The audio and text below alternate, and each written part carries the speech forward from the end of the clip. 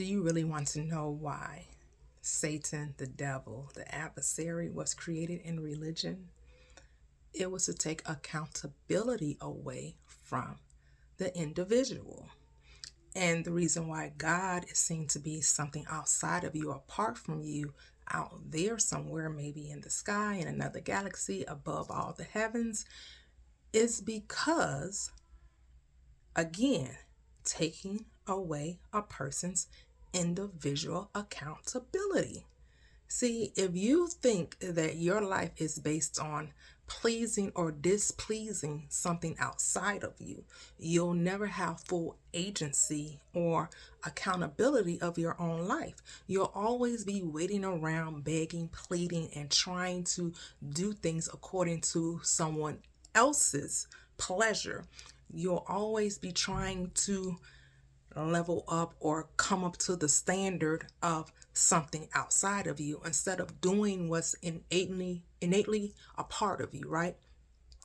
We are inherently good. We are inherently love. We are created in love. Love is all there is. But when you have an organization telling you that you were created in sin, that you were shaped in iniquity, and you equate iniquity and sin as being some moral statute, it's all pertained in how you, whether who you have sex with, who you tell a certain narrative, or if you steal, kill, and destroy. You make it about moral virtues when the Bible is about psychological states.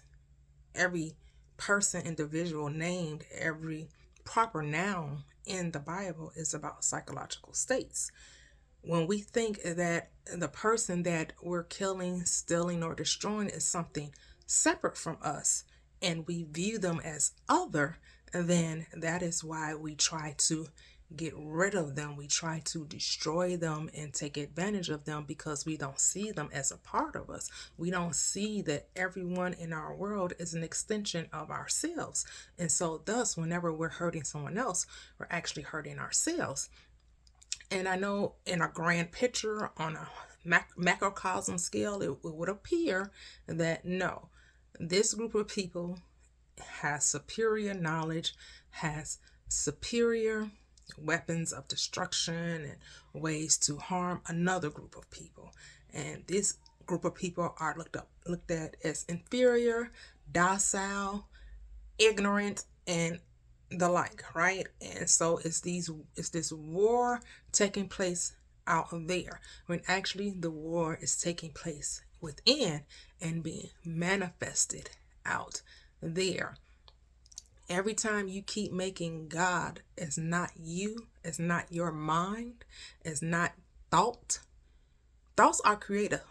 The way people think is the reason why we have wars and rumors of wars, is the reason why we kill, why we pillage, why we destroy, why we, commit essay against, one another, why there's pedophilia, why all these things happen in the world. It's because of the mind of man that hasn't awakened to the fact that he's actually God, and he is the cause of all of these things happening. There's nothing else taking place. When you recognize that you're the cause and that you're the reason for life itself, you'll start to move and see the world from a different perspective. You'll start to see your brother as you. You'll start to live as the Bible commands you to live, which is to love your neighbor as thyself. But as long as you see your neighbor as something separate from you, it's impossible for you to love them. And we see this throughout the world each and every day. But if I can see you as being a part of me, and I love me, and I lift me up, and I encourage myself, I can do that for you, because I can only give you what I first give to myself. That's why we're also commanded, the two greatest commandments are to love God with all thy heart, with all that's within thee, right? Because God is within thee. Know ye not that Christ is in you? that the Spirit dwells within you, the temple made without hands. And then we have the second commandment that is like unto it, which is to, again, love thy neighbor as thyself. Stop seeing the other as separate and different. When you lead with love, because that's who we are, unconditional love. Love is no respect of person. Love does not care about this garment. Only man has cared about the garment, has judged the garment unrighteously.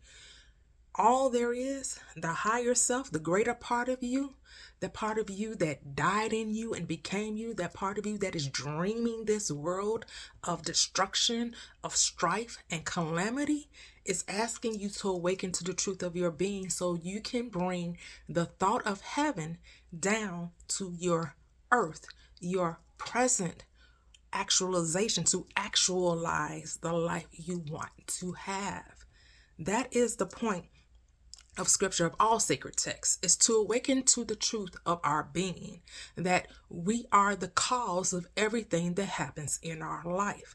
And once a person, an individual aspect of all there is, decides to walk in love and to live by the golden rule, which says that I will do unto others as I would have anyone do unto me, which means if I don't want someone to steal, I'm not going to steal from them. If I don't want someone to lie to me or deceive me, I will not deceive another. I will not be dishonest with another. I will not be envious or jealous of another. I will not put another God, which means I will not make anything outside of me hold power over me. That I recognize that I am the cause because I am the thinker in my own world. And I realize that my thoughts are creative. My thoughts are my God. That is the God. My awareness of being, my consciousness is what's creating every situation, every human interaction, every event, circumstance that is occurring in my life.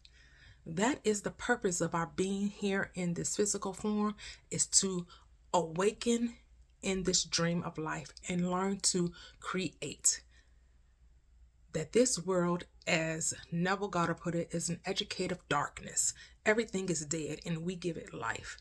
Life only has meaning because we live in it, because we give it life, because anything we give our attention to, we resurrect and we make it grow and flourish in our world, or we make it troublesome in our world. We make it difficult. We make it full of strife and calamity and horror based on the way we think, based on the way we perceive, because we are the only consciousness. We are the only cause. Everything is happening as a result of our thinking. How we feel about life, whatever we make true will become true for us. And it may not be true for the other person because the other person isn't perceiving life the same way I'm perceiving it. The way you're perceiving life is not how I'm perceiving life. I may be perceiving life as ease, full of joy, laughter, compassion, love, and you may be seeing life as hurt, struggle, strain, strife, and all of those things. So you're creating your reality and I'm creating my reality, but the power is the same. The power is one. The cause is the same. It is the thought. It is thought. It is imagination that is creating these realities that we are experiencing. So awake, all that sleepeth. Arise from the dead, and Christ, the higher consciousness within you, shall give thee life.